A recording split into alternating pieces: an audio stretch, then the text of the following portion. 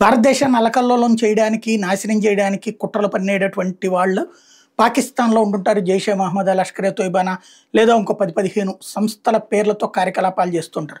వాళ్ళని తీవ్రవాదులుగా పాకిస్తాన్ గుర్తించదు. వాళ్ళని స్వతంత్ర సమరయోధులుగాను, లేకపోతే పోరాట యోధులుగాను, ముజాహిదీన్లుగాను గుర్తిస్తుంటది.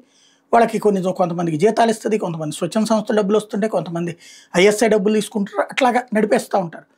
అట్లాంటి వాళ్ళు ఇదివరకు దర్జాగా తిరిగేటటువంటి ధైర్యంతోనే భారత్‌లో కుట్రలు చేస్తా ఉంటారు. ఇప్పుడు అట్లాంటి వాళ్ళని ఊచకోతలు కోస్తున్నటువంటి గుర్తు తెలియని వ్యక్తులు తాజాగా అబ్దుల్ అజీజ్ ఎవరైతే టాప్ జైషే టెర్రరిస్ట్ గుర్తు తెలియని వ్యక్తుల చేతుల్లో పోయాడు.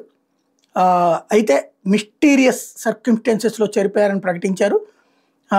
ఇతను ఓ రకంగా చెప్పాలంటే గజ్వే-ఇ హింద్ అన్నటువంటి దానికి వ్యవస్థాపకుడు. అంటే డైరెక్ట్‌గా ఈ లష్కరే తోయిబా, జైషే మహమ్మద్ ఈ పేరుతో పెట్టినప్పుడు అది కాశ్మీర్ టచ్ ఎక్కడుంది, తీవ్రవాద సంస్థ అన్నటువంటిది భారత్ ఐక్యరాజ్య సమితిలో కానీ ప్రపంచ దేశాల్లో వాదించారు.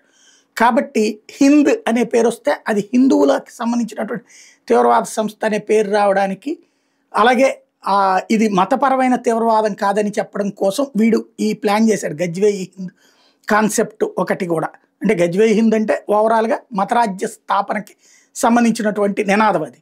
అదే సందర్భంలో ఇతను పేర్లు పెట్టేటటువంటి వాటిలో కూడా హింద్ అనే పేరు వచ్చేటటువంటి విధంగా సంస్థలు కూడా నడుపుతూ ఉంటాడనమాట. ఇతన్ని ఇప్పుడు గుర్తు తెలియని వ్యక్తులు చంపారని ఒక పక్కన, లేదు సడన్ హార్ట్ అటాక్తో చనిపోయాడు అన్నటువంటి విషయాన్ని పాకిస్తాన్ పోలీసులు చెప్తున్నారు. ఈ మహానుభావుడే ఈ రాక్షసుడు, భారతదేశం దృష్టిలో రాక్షసుడు, పాకిస్తాన్ దృష్టిలో ఈ మహానుభావుడు అకస్మాత్తుగా మిస్టీరియస్ సర్కమ్స్టాన్సెస్‌లో పోయాడు.